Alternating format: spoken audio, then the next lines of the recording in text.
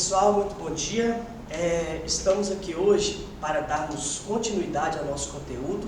Nós já tínhamos estudado as doutrinas sociais, né, que é o socialismo, estudamos socialismo utópico, científico, estudamos o liberalismo e nas nossas últimas aulas nós estávamos falando do desenrolar, né, do pensamento liberal, que são os assuntos unificação da Itália e da Alemanha, que foi trabalhado em sala. E tem um outro assunto que nós vamos tratar, um assunto menor em um outro momento, que é a Comuna de Paris, mas eu vou deixar para um outro momento. Nesse momento aqui, eu quero seguir aqui no nosso estudo, falando de um novo assunto, na verdade, é um desenrolar também do pensamento liberal, que é o estudo, né, dos Estados Unidos no século XIX, ou seja, a expansão dos Estados Unidos para o século XIX. Quem está me acompanhando aí, pode pegar o livro na página 30, né, que vai ter um mapa lá, e você vai perceber o seguinte: os Estados Unidos, né, no ano de 1776, inicia-se a Guerra de Independência. E automaticamente, ao iniciar essa Guerra de Independência, os Estados Unidos, eles basicamente ocupavam as famosas 13 colônias que ficavam no litoral do Oceano Atlântico. E automaticamente, mesmo durante a Guerra de Independência, eles foram avançando. Se você olhar nesse mapa aí, você vai ver que próxima às antigas 13 colônias, nós temos aí os Montes Apalaches, que na verdade é um solo rochoso, que eles tinham dificuldade para passar além desse território. Então, os Estados Unidos se esbarraram essas antigas 13 colônias, mas posteriormente, mesmo durante a guerra, eles foram, né, seguindo além, né, dessas 13 colônias, ocupando outros territórios. Eu não anotei aqui, mas os Estados Unidos, quando terminaram, né, a Guerra de Independência, automaticamente eles já tinham várias necessidades. Por exemplo, a escassez de terra, né, na faixa litorânea. Outra necessidade, novas áreas para pastagem, né, para a produção de grãos. Então, automaticamente, havia também a necessidade, né, de buscar matérias-primas para essa indústria que ocupava o norte continuar prosperando. Então, houve necessidade de eles ocuparem as terras em direção ao Pacífico. E foram essas necessidades, né, que dirigiram a chamada Marcha para o Oeste. Então essa matéria aqui, expansão para o Oeste, também em muitos materiais é abordada como a Marcha para o Oeste. Marcha para o Oeste. Gente, um assunto muito importante aqui é o seguinte: depois que terminou a Guerra de Independência, isso é comum em qualquer país, o Brasil foi assim, Inglaterra foi assim. É importante que o país faça sua Constituição. Constituição é um sinônimo político de autonomia daquela nação. Então, automaticamente, no ano de 1787, eles já estavam trabalhando, foi feita uma Assembleia Geral, e essa Constituição foi concluída no ano de 1787. Gente, é lógico que antes o Estado Central dos Estados Unidos, o governo central, era um governo fraco. Então, automaticamente, ele não conseguia conciliar os interesses do pessoal do norte com os interesses do pessoal do sul. Foi aí, então, que essa Constituição, ela procurou, né, abordar, conciliar os interesses diversos para criar uma nação, né, extremamente coesa e unida. Gente, é nesse contexto, então, que nasce o grupo dos republicanos e o grupo dos federalistas. Pessoal, nós sabemos que hoje, nos Estados Unidos, existem dois grandes partidos, que são os partidos democrata e o partido republicano. Mas, de uma forma inversa aqui, esses republicanos aqui deram origem ao atual partido democrata. Então aqui é o inverso. Então os republicanos atualmente formam o Partido Democrata. E obviamente os federalistas formam o Partido Republicano. Gente, hoje não que a denominação mudou, o interesse econômico e político mudou, mas na época que nós estamos estudando aqui, ou seja, transição do século XVIII para XIX e também no decorrer do século XX, os democratas, eles buscavam, pessoal, um poder central extremamente concentrado, forte. Ou seja, esses democratas aqui, né, que na verdade eles viraram democratas, o Partido Democrata mesmo, né, ele vai surgir aí por volta de 1856, pouco antes da Guerra de Secessão, tá certo? Então os democratas, né, eles buscavam esse poder aí central enfraquecido. Ou seja, os democratas representavam os interesses do pessoal do Sul. Os democratas representavam os interesses do pessoal do Sul. Já os federalistas, que são os republicanos, inclusive o Abraham Lincoln, ele era um republicano, representava um poder central forte, coeso, unido. Ou seja, o pessoal dos republicanos representava a galera do norte, a galera industrial. Já os republicanos, né, representavam a galera do sul e queriam um poder, né, republicano, um poder central mais enfraquecido. Gente, é nesse contexto aqui, dessa ocupação das terras em direção ao oeste, que nós vamos ter aqui o Edito do Noroeste. No ano de 1787, mesmo ano em que fica pronta a Constituição, na verdade, gente, essa Constituição ficou pronta em 1787, mas ela entra em vigor escolhendo George Washington como primeiro presidente no ano de 1789, ou seja, o mesmo ano, né, que lá na Europa está explodindo a famosa Revolução Francesa,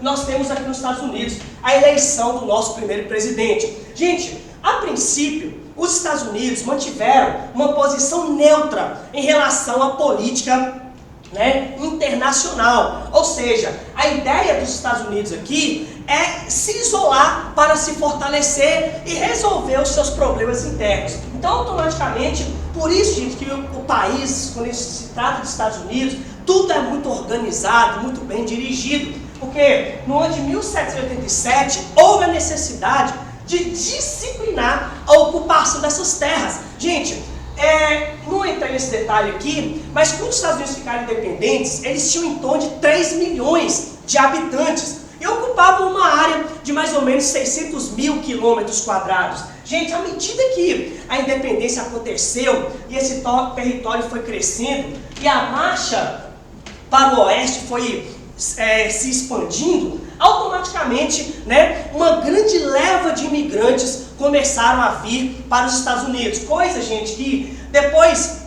aí meados, né, início do século XIX, já tinham em torno de 7 milhões de habitantes, a população foi só crescendo. Gente, essas pessoas que chegavam tinham que ter uma organização. E outra coisa, os novos estados que estavam surgindo, além das 13 colônias, esses novos estados, eles deveriam, né, saber se portar politicamente diante, né, dos termos, das leis que já existiam nas 13 colônias. Gente, foi nesse contexto, então, que eles criaram o Edito do Noroeste. Não vou detalhar aqui, mas é o seguinte, um território começa a crescer, né, um território lá no oeste. Esse território, ele será governado, disciplinado pelos governos das antigas 13 colônias. Depois que esse território atingir 5 mil eleitores, ou seja, homens livres, nesse tempo o voto ainda é censitário, ainda é baseado, né, nas propriedades rurais, principalmente no sul. Então ainda o homem, não existe voto universal, sufrágio universal. Então automaticamente, quando esse território atingir 5 mil eleitores livres, né, ou seja, 5 mil homens livres, aí esse território se autogovernaria. O tempo se passaria, naturalmente, e esse território, ao atingir 60 mil eleitores, ele seria um território livre. Ou seja, ele determinaria suas próprias regras, suas próprias normas. Tá certo? Então, este é o Edito do Noroeste. É uma maneira de disciplinar, né, a ocupação dessas novas terras. Gente, lógico que vai haver conflito, né? Por exemplo, o estado do Missouri, por exemplo, região de Missouri, né? Vai surgir lá o compromisso de Missouri, que eu vou falar um pouco mais adiante, mas automaticamente o Edito do Noroeste era uma maneira de disciplinar a ocupação dessas novas terras. Gente, basicamente, essas terras foram ocupadas por basicamente três métodos, certo?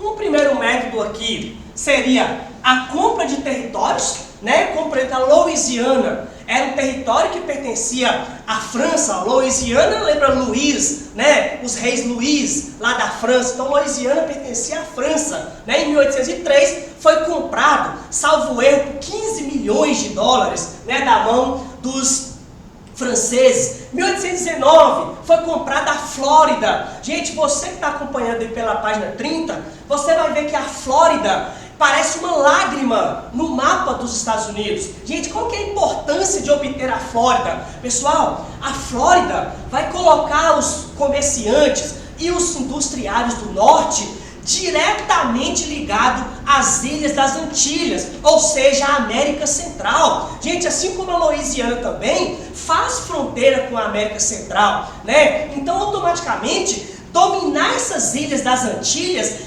era algo muito importante. Inclusive, não entrei em detalhe também, mas existia já um imaginário na cabeça do norte-americano de dominar essas terras. Então, além da necessidade econômica, como eu disse, novas áreas para pastagem, né, novas áreas industriais, né, buscar matéria-prima para a indústria que está crescendo no norte, tinha também a questão da compra dos territórios, né? Tinha essa questão do imaginário. Por isso que eles usaram de todos os recursos possíveis para ocupar essas vastas terras. Gente, hoje os Estados Unidos, né, eles possuem 50 estados. Veja que eles começaram independentemente como 13 estados, né? E hoje eles possuem 50, ou seja, essa ocupação dessas terras do Atlântico até o Oceano Pacífico, né, que você está acompanhando pela página 30 do livro aí, frente A, então automaticamente você vai perceber que é isso, né, que está dando o direito de a gente explicar essa matéria hoje. É como eles ocuparam esses territórios do Atlântico até o Pacífico. Gente, então o primeiro recurso usado aqui foi a compra de território. O Alasca também, em 1867, foi comprado da Rússia, né? Então, automaticamente, os Estados Unidos foram crescendo, comprando territórios. Gente, um outro território adquirido aqui, uma outra forma utilizada, foram os acordos diplomáticos. Por exemplo, o estado de Oregon, né? Que fica lá do outro lado, né? Na margem, lá no litoral do Oceano Pacífico. Pertencia à Inglaterra. Foi feito um acordo, eles conseguiram anexar o estado de Oregon, né? O próprio Washington, que está ali acima de Oregon, né? Também foi adquirido nesse período aí. Gente, mas o processo mais importante aqui, mais relevante, são as guerras. Pessoal, a guerra foi um fator crucial, fundamental para os Estados Unidos chegarem, né, até o Oceano Pacífico. Pessoal, primeiro ponto que nós temos que destacar aqui foi a guerra contra os índios. Gente, essas terras eram ocupadas pelos nativos, isso não é novidade para nós. Quando os europeus chegaram aqui, né, devido à grande navegação, ou às grandes navegações, os europeus automaticamente, na Europa, a América como um todo, era ocupada pelos povos nativos, que eram os indígenas. E essas terras aqui ao norte, né, não eram diferentes. Nós tínhamos lá os Sioux, os Cheyennes, né? Então automaticamente esses índios foram sendo dizimados. Gente, muitos índios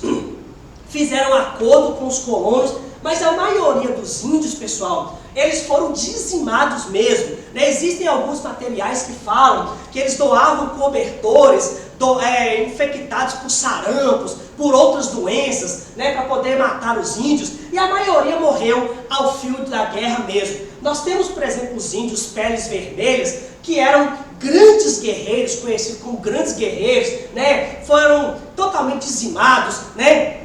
Temos também os Sioux, que fizeram guerras, grandes guerras contra os europeus, né, contra os colonos norte-americanos, e automaticamente nessas grandes guerras, por exemplo, o general Custer e seus soldados morreram numa grande batalha. É uma grande marca, né, da resistência dos índios contra, né, a dominação. Gente, então os índios, eles foram dizimados e milhares foram mortos nessa ocupação dos Estados Unidos para o oeste. Gente, eles tentaram, o governo norte-americano, o governo central, tentou criar alguns redutos indígenas, né? Mas isso não funcionou, eles foram reduzidos cada vez mais, muitos morreram, né, como eu disse, ao fio da espada, e outros morreram, inclusive, né, sendo contaminados, vamos dizer assim, né, por doenças vindas da Europa, que o sistema imunológico deles não estava preparado para receber. Gente, um outro ponto importante aqui foi a guerra contra o México. Se você olhar no mapa, você vai ver que o mapa do México parece um rabo de um peixe. Gente, esse rabo desse peixe, ele era bem maior, ou seja, o México, ele era bem maior. Só que aí, gente, vizinho lá do México, que na época era do México, nós temos o estado do Texas. Gente, o estado do Texas, até hoje é um estado extremamente rural, tá certo? É um estado que predomina a agricultura até os dias de hoje. Então, automaticamente, muitos norte-americanos migraram para o Texas com o consentimento do governo mexicano. Gente, e aí passaram-se algumas décadas, alguns anos, os norte-americanos estavam ocupando terras no Texas. Só que aí, pessoal, no Texas, por exemplo, como ainda era um território pertencente ao México, gente, o México já não tinha mais escravidão. E eles queriam, o governo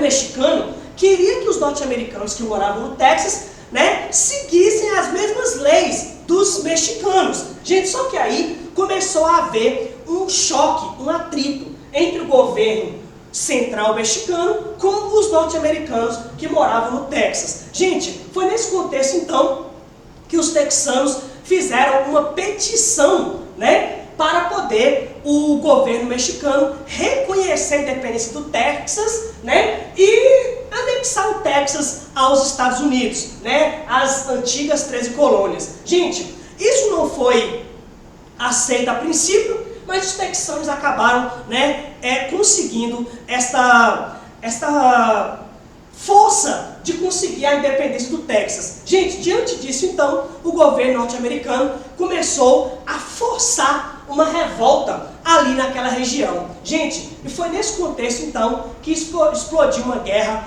entre os Estados Unidos, né, entre o governo norte-americano e o governo mexicano. Gente, e aí essa guerra aconteceu, né, entre os anos de 1846 e 1848, e aí ela terminou, obviamente, com a vitória dos Estados Unidos. Gente, os Estados Unidos, né, já tinham vencido 2 guerras, inclusive contra a Inglaterra, a poderosa Inglaterra. A primeira guerra foi a Guerra de Independência. A segunda guerra foi a que nós chamamos de Segunda Guerra de Independência, né, que aconteceu entre os anos de 1812 e 1814. Gente, uma guerra contra o México, né, não seria um grande problema para eles vencerem. Gente, qual foi o resultado dessa vitória dos Estados Unidos contra o México? Gente, o México acabou perdendo, né, 2 milhões de quilômetros quadrados para os Estados Unidos. E aí, gente, foi assinado um acordo, né, chamado Tratado Guadalupe-Hidalgo. E nesse Tratado de Guadalupe-Hidalgo foi formalizada, né, a anexação do Texas. E mais outros 5 territórios foram anexados: Novo México, Utah, Califórnia, Arizona, tá certo? Foram anexados. Então, Utah, Novo México, Arizona, Califórnia, Texas, tá? E passou o nome do sexto aqui, mas eu vou me lembrar. Gente, então, o Tratado de Guadalupe-Hidalgo foi um tratado que automaticamente formalizou o domínio colorado, né? Foi dominado por esse território. Gente, qual que é a importância disso? As guerras, né, entre os índios e o México foi o fator mais fundamental para poder os Estados Unidos chegarem até o Pacífico. Gente, quando eles dominaram a Califórnia, né, aí a Califórnia, lá começa a corrida para o ouro, né? Gente, outro detalhe importante dominando esses territórios para o México, conclui-se a chegada deles até o Oceano Pacífico, tá certo? Então, automaticamente, agora vai começar a corrida pelo ouro. Gente, a Califórnia, o estado da Califórnia, automaticamente, né, vai ser um estado que possui muito ouro. E aí, gente, começa uma chuva de gente, né, vindo para essa região. É um período que os Estados Unidos vão receber muitos imigrantes, né, para este período aqui, tá certo? Então a chuva, né, de gente para cá vai acelerar a ocupação das terras em direção ao Pacífico, ok? Gente, um outro ponto importante aqui é a justificativa ideológica. Justificativa ideológica. Pessoal, ou seja, esse pessoal que foi para o Pacífico, eles não foram de maneira aleatória. Gente, eles tinham uma justificativa. E a maior justificativa aqui foi a famosa Doutrina do Destino Manifesto. Doutrina do Destino Manifesto. Gente, o que seria isso? Segundo a Doutrina do Destino Manifesto, Deus e o destino escolheram os norte-americanos para ocuparem não só as terras em direção ao oeste, mas também as terras em direção ao Oceano Pacífico. Então, gente, a justificativa ideológica maior para essa ocupação em direção das terras em direção ao oeste foi justamente a Doutrina do Destino Manifesto. Ou seja, pessoal, a Doutrina do Destino Manifesto era uma doutrina ideológica que justificava, segundo eles, não só Deus, mas também o destino, né? Fez com que eles ocupassem as terras do Oceano Atlântico até o Oceano Pacífico. Gente, é dentro desse contexto aqui, inclusive, que vai nascer a famosa Doutrina Monroe, no ano de 1823, cujo lema é "A América é para os americanos". Pessoal, à medida que essas terras foram sendo ocupadas, né, foram aumentando as diferenças entre o norte e o sul das 13 colônias. À medida que as terras a ocupação foi aumentando, foram, né, aumentando também as diferenças entre o norte industrial e o sul agrário das antigas 13 colônias. Gente, e é nesse contexto aqui também, né, que eles criam a lei do Homestead, ou então Homestead Act, né, como pode vir aí em alguma questão. O que seria isso, pessoal? Para acelerar essa ocupação dessas terras, o governo começou a doar mesmo, né, dar terras, né, para os imigrantes que viessem. Porém, gente, tinham algumas condições. Por exemplo, a primeira condição aqui, né, era que essa pessoa, ele efetivamente ocupasse essas terras. Então, a primeira determinação aqui é que esse colono, ele deveria efetivamente ocupar essa terra, ou seja, ele tinha que ir para lá, tinha que morar lá. E o segundo ponto é que ele tinha que morar pelo menos 5 anos aqui para ele ser realmente um proprietário dessas terras. Gente, dessa forma, então, o governo foi disciplinando a sua ocupação, foi disciplinando a expansão para o oeste. Tá certo, pessoal? Gente, um outro ponto muito importante que nós vamos abordar agora é justamente a questão da Guerra de Secessão. Gente, um detalhe importante aqui é o seguinte: à medida que o norte foi desenvolvendo, o sul também foi desenvolvendo, o pessoal do sul, automaticamente as divergências foram crescendo. Gente, e é nesse contexto que a malha ferroviária, né, dos Estados Unidos, ela começa a crescer. Gente, a visão do pessoal do norte era uma visão comercial, era uma visão de desenvolvimento interno. Essa ideia de isolacionismo diante da Europa era um pensamento justamente, né, de manter o poder econômico na mão do mercado interno, né, dos mercadores internos, principalmente do pessoal do norte. Ao passo que o pessoal do sul tinha uma outra visão. Eles queriam, né, fortalecer o comércio externo, né? Ampliar comércio com outros países. O Sul era um grande produtor de algodão e o principal comprador desse algodão era justamente a Inglaterra. Então, gente, automaticamente, né, alguns problemas vão surgindo e esses problemas vão culminar na Guerra de Secessão, da qual nós falaremos nesse exato momento, ok? Então, dando sequência aqui, Guerra de Secessão.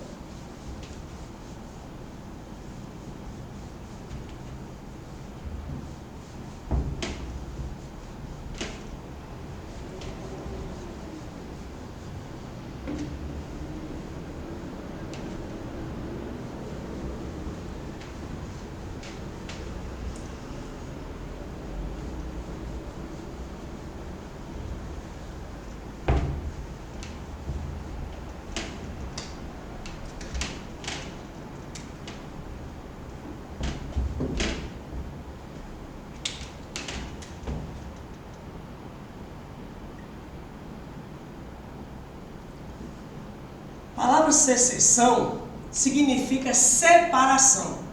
E foi uma guerra que aconteceu, uma guerra civil, claro, porque foi entre grupos, né, do mesmo país, no caso aqui os Estados Unidos, aconteceu entre os anos de 1861 e 1865. Então, estes são os anos, né, que marcam a Guerra de Secessão. Veja, gente, que são 4 anos de guerra, né? A Primeira Guerra Mundial também durou 4 anos. Não podemos compará-la, porque nós não temos um arsenal bélico tão preparado, tão formalizado como na época da Primeira Guerra, né? Mas nós podemos, no sentido de tempo aqui, a Primeira Guerra morreu em torno de 13 a 15 milhões de pessoas, né? Aqui não vai ser nessa proporção, mas o que eu estou querendo dizer é, se for uma guerra que durou 4 anos, muita gente vai morrer. Alguns autores falam até em 600 mil pessoas que morrerão com essa guerra aqui, gente. Mas tudo isso em nome, né, da força, do poder que tem o sistema capitalista. Então, pessoal, o principal fator aqui, vou colocar aqui, principais fatores.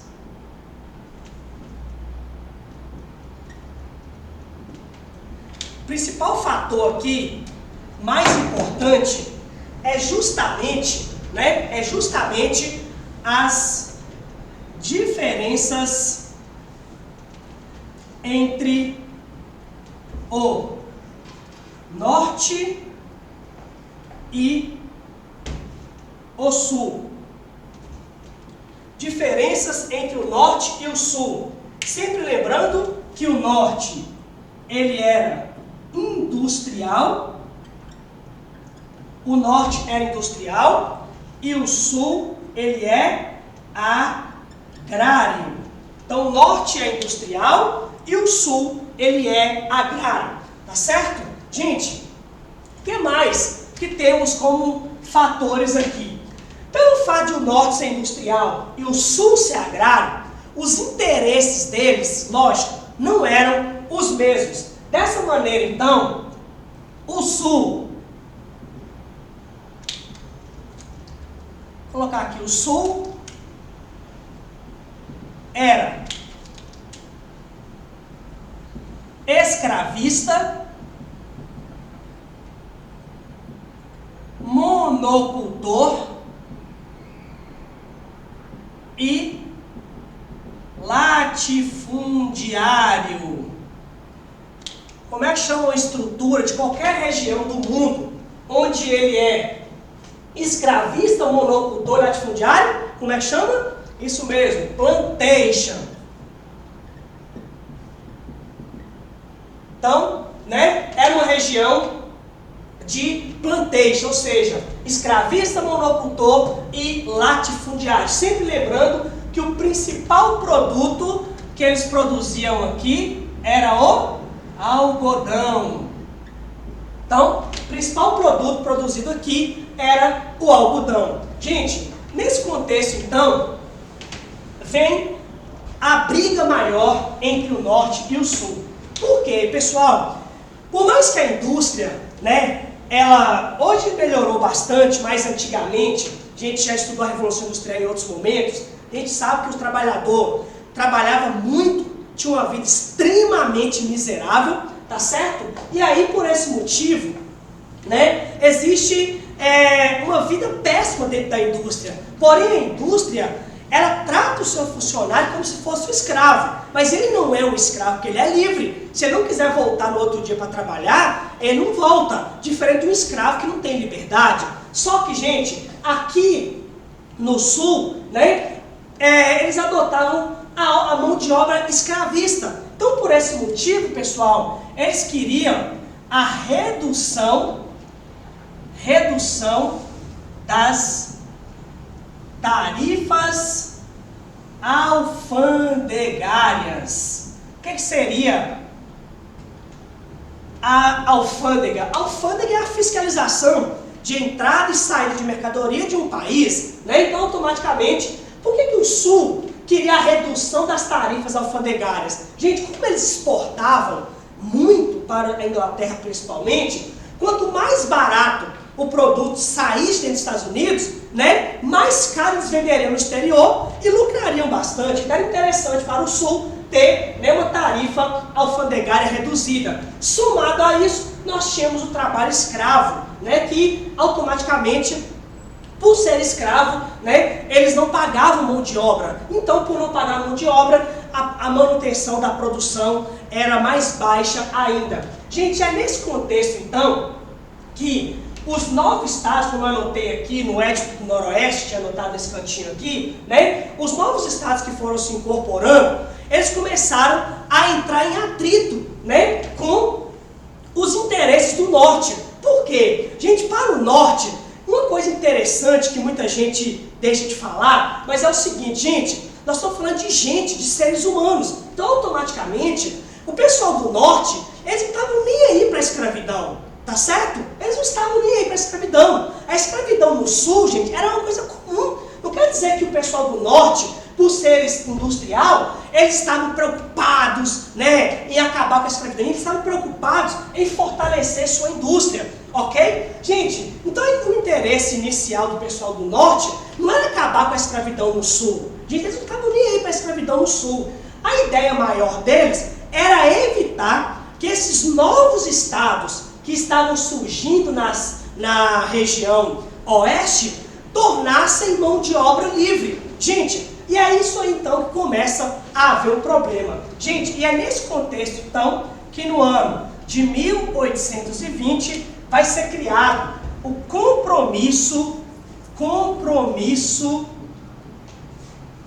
de Missouri. Compromisso de Missouri. Gente, o compromisso de Missouri era o seguinte: Missouri é uma região, né, que fazia parte, era um novo estado integrado, né, às antigas 13 colônias, tá certo? E aí, eles criaram o seguinte: nós sabemos que o globo é formado pelos paralelos, né, e os meridianos. Gente, então, eles pegaram o paralelo 36 graus e 30 minutos e estabeleceram o seguinte: todo território, todo novo território que fosse incorporado, que ficasse acima desse paralelo, ou seja, a norte, utilizaria mão de obra livre. Os territórios que ficassem abaixo utilizariam mão de obra escrava. Gente, isso foi criado então no ano de 1820. E o tempo se passou e isso foi seguido. Só que aí, pessoal, a Califórnia, como eu já tinha pontuado anteriormente, estava vivendo a corrida para o ouro, certo? Gente, e a Califórnia, por ser uma corrida pelo ouro, né, lá não predominava a escravidão, lá predominava a mão de obra livre. Gente, no ano de 1854, né, a Califórnia torna-se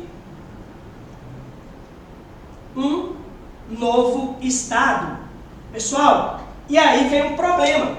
Pelo fato de a Califórnia tornar-se um novo estado e a Califórnia ser um estado de mão de obra livre, aqui vem um problema. Como eu disse, o paralelo 36 graus e 30 minutos dizia o seguinte: os territórios ao norte desse grau utilizariam mão de obra livre. Os ao sul, mão de obra escrava. Gente, só que tem um problema. A Califórnia era um território que ficava ao sul desse paralelo, mas usava mão de obra livre. Então, não estava se encaixando. Gente, foi por esse motivo, então, que acabou que o compromisso de Missouri, ele foi desfeito. No ano de 1854, né, foi criado o compromisso, né, de um novo compromisso, né, que é o de Nebraska, né, Kansas, ou Kansas, Nebraska. Gente, e esse compromisso, então, desfez o compromisso de Missouri. Gente,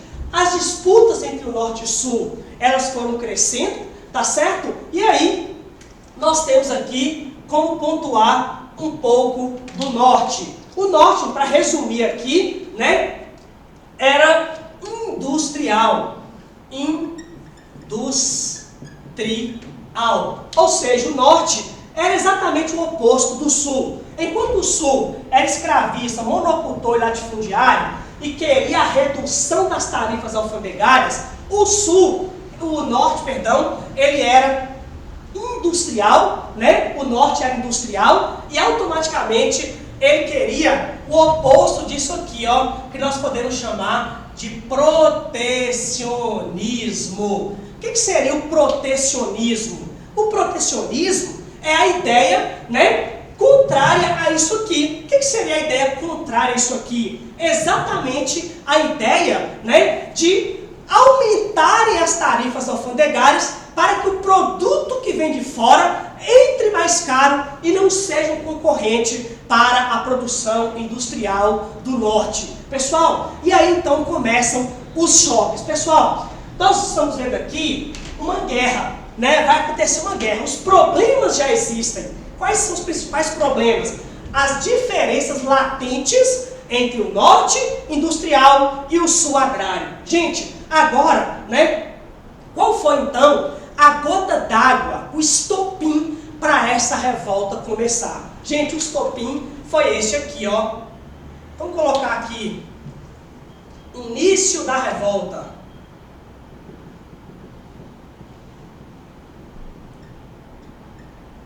Início da revolta. Como é que está o tempo aí? 36 minutos. 36 minutos. Já. Então, início da revolta. Pessoal, é o seguinte, todo mundo acho que já conhece essa história aqui, né? Em dezembro de 1860, automaticamente, né, em dezembro de 1860, vai ser eleito, né, eleição do republicano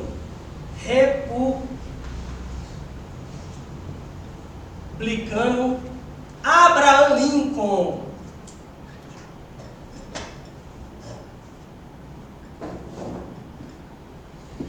Para presidente, ok? Então, Abraham Lincoln eleito presidente dos Estados Unidos. Gente, qual que é um detalhe importante aqui? É lembrar que o Abraham Lincoln foi eleito com apoio do Norte. Gente, esse cara, ele era nortista, né? Ele foi nascido no Norte, inclusive, foi criado no Norte. Ele tinha uma mentalidade voltada para os nortistas. Gente, como eu já disse, vou pontuar novamente, o Abraham Lincoln, ele não estava exatamente preocupado em acabar com a escravidão nos estados do Sul. A ideia maior do Abraham Lincoln, pessoal, era justamente, né, fazer com que os novos estados incorporados, né, as antigas 13 colônias, né, eles se tornassem livres. A demanda inicial era esta, não era exatamente acabar com a escravidão do Sul. Isso era uma demanda posterior. Gente, só que aí, o Abraham Lincoln, em dezembro de 1860, saíram o resultado das eleições e ele foi eleito o novo presidente dos Estados Unidos. Gente, e esse cara era totalmente alinhado aos interesses do Norte. Então, alinhado aos interesses do Norte. Alinhado ao Norte. Vou colocar o Norte aqui, né? Então, alinhado aos interesses do Norte. Portanto, qual que era a plataforma de governo do Abraham Lincoln? Gente, acabar com a escravidão, né? E automaticamente aumentar as tarifas alfandegárias, ou seja, criar a ideia do protecionismo. Gente, a essa altura, nós já tínhamos ferrovia, uma malha ferroviária, ligando o norte ao sul e vice-versa. Nós já tínhamos, cada dia que se passava, novos imigrantes chegando, novos estados se formando, e os Estados Unidos estavam crescendo, se desenvolvendo cada vez mais. Gente, é nesse contexto, então, né, que o sul não aceitou, inclusive, antes mesmo da vitória do Abraham Lincoln, a Carolina do Sul já havia se separado, proclamado sua independência, mas não deu certo. Gente, e agora, né, em fevereiro de 1861, a Carolina do Sul, né, acabou tomando uma importante decisão. Então, Carolina do Sul se separa dos estados que já estavam formados, né, e automaticamente proclama os Estados Confederados da América. Gente, em outras palavras, acabou de nascer um novo país dentro do que seriam os Estados Unidos. Pessoal, ou seja, os Estados Confederados da América era um novo país que estava se surgindo. Gente, o mais interessante é que quem começou a guerra de independência, a guerra de secessão, não foi exatamente o norte, né? O Robert Lee, que era o general que liderava as tropas dos Estados Confederados, foram eles quem começaram os ataques ao pessoal do sul. Gente, quando surgiu um novo país, tinha que ter uma capital. Então a cidade de Richmond, da Virgínia, seria a capital desse novo país que estava surgindo, né? E também tem que ter um presidente, que era o Jefferson Davis, né? Que seria o novo presidente desse país que estava surgindo. Pessoal, começam então as guerras, né? Entre esses dois grupos, e automaticamente, né? O norte, ele tinha um potencial muito maior. Gente, o norte, né, já começou a produzir armamentos, preparar seus exércitos. Automaticamente o sul começa vencendo, né? E aí, aos poucos, o norte vai fortalecendo. A gente usa as ferrovias para levar, inclusive, contingentes de soldados, alimentos, armamentos de um lado para outro. Gente, e aí o norte, né, começou vencendo a guerra. O ano decisivo da guerra, gente, foi o ano de 1863, né? 1863, quando o Abraham Lincoln proclamou a independência, né? Proclamou o fim da escravidão em todos os estados, né, que estavam fazendo parte da Guerra de Secessão. Gente, e aí, automaticamente, né, o norte começou a revirar a guerra a ponto de vencê-la no ano de 1865. Então, o estado vitorioso à Guerra de Secessão foi justamente os estados do norte. Gente, a guerra terminou, né, em abril de 1865, só que o Abraham Lincoln, ele não ficou para, né, desfrutar dessa vitória, dessa alegria. Como todos sabem, né, 5 dias após a rendição das tropas do Sul, né, que encerrou-se a Guerra de Secessão, morreram em torno de 600 mil pessoas, né, e a vitória coube ao norte. E aí o Abraham Lincoln estava no teatro, e automaticamente, né, ele foi assassinado, como todo mundo já conhece essa história. Gente, porém, a morte do Abraham Lincoln não foi uma morte, né, que impediu que os nortistas seguissem seu projeto de libertação. Gente, logo depois foi aprovada a 13ª emenda à Constituição dos Estados Unidos, né? E nessa 13ª emenda foi aprovada, né, o fim, né, da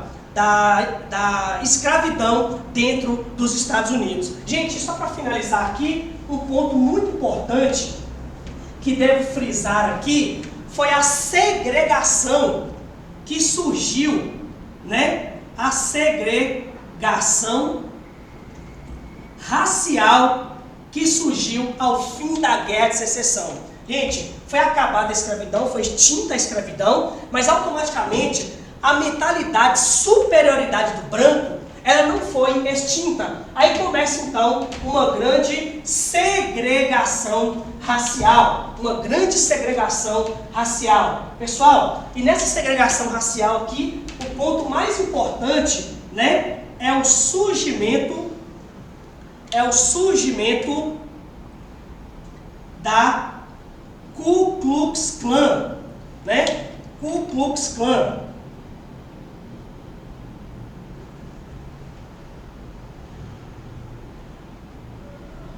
Surgimento da Ku Klux Klan, ou KKK, como ela também pode ser chamada. Gente, isso aqui é uma segregação, né? Uma instituição de brancos racistas contra os negros, onde linchavam negros, né? Matavam negros, em alguns momentos até mantinham a escravidão de forma clandestina, e posteriormente, pessoal, essa instituição ela se fortaleceu e passou a perseguir, né, grupos religiosos, judeus, mas isso é um fato para ser discutido, né, já no século XX. Então, logo após o fim da Guerra de Secessão, surge a grande segregação racial, e a KKK, ou Ku Klux Klan, é o principal grupo que vai fomentar, né, essa superioridade do branco. Gente, o norte foi só desenvolvendo, certo? Foi desenvolvendo, e automaticamente, ao se desenvolver, eles começaram com política de domínio, de imperialismo sobre a América. Pessoal, e nessa política de imperialismo sobre a América, né, para finalizar aqui agora, nós vamos ter o destaque para o surgimento do Corolário Roosevelt. Corolário Roosevelt, né? A doutrina Monroe. Corolário Roosevelt, né? A doutrina Monroe. O que seria isso? Gente, isso aqui, só reforçando, é o imperialismo dos Estados Unidos sobre o continente americano e posteriormente sobre o mundo, tá certo? Gente, a palavra corolário está no sentido de continuidade. Ou seja, pessoal, entre os anos de 1901 a 1909, quem governou os Estados Unidos foi um cara chamado Theodore Roosevelt. Não confundir com Franklin Delano Roosevelt da crise 29. O Theodore Roosevelt, ele governava, ele percebeu que era importante manter a autonomia dos Estados Unidos diante do continente americano. E aí todo mundo aqui já sabe que a doutrina Monroe foi criada em 1823, né? Em 1823, e tinha como lema: a América é para os americanos. Agora, pessoal, o Corolário Roosevelt é a continuidade dessa doutrina. Ou seja, pessoal, era a utilização da força. Ou seja, era a ideia de dominar a América a qualquer custo. Era a utilização da força. Nós chamamos isso de diplomacia do canhão. Diplomacia do canhão. Gente, e é nesse contexto aqui que vai nascer a política do Big Stick. O Big Stick, o que seria isso? Seria o grande porrete. O que seria essa ideia do grande porrete? Essa frase é do Roosevelt. Devemos falar macio, mas sempre carregar na mão um grande porrete. O que isso quer dizer? Nós deveremos dominar a América. Se ela não quiser, nós deveremos usar a força. É a ideia da diplomacia do canhão. Lembra do ataque a Pearl Harbor, né, que colocou os Estados Unidos na guerra, na Segunda Guerra Mundial, onde o Japão havia atacado? Pois é, gente, no ano de 1888, se não me falha a memória, salvo erro, a base de Pearl Harbor, que fica no Havaí, foi dominada, né, que fica lá naquele arquipélago de ilhas, foi dominada pelos Estados Unidos, dentro desse contexto aqui da diplomacia do canhão. E no ano de 1898, o arquipélago do Havaí todinho foi controlado pelos Estados Unidos. Então, automaticamente, pessoal, Essa é a posição dos Estados Unidos pós-guerra de secessão. Para resumir, os Estados Unidos, né, caminharam a passos largos, começaram a disputar territórios, tornando-se uma grande nação, né, que a gente conhece hoje como a maior nação econômica do planeta. Tá certo? Pessoal, muito obrigado. Né? Dúvida, na quinta-feira estaremos na aula e a gente consegue complementar esse assunto aí. Valeu, muito obrigado pela atenção, um abraço.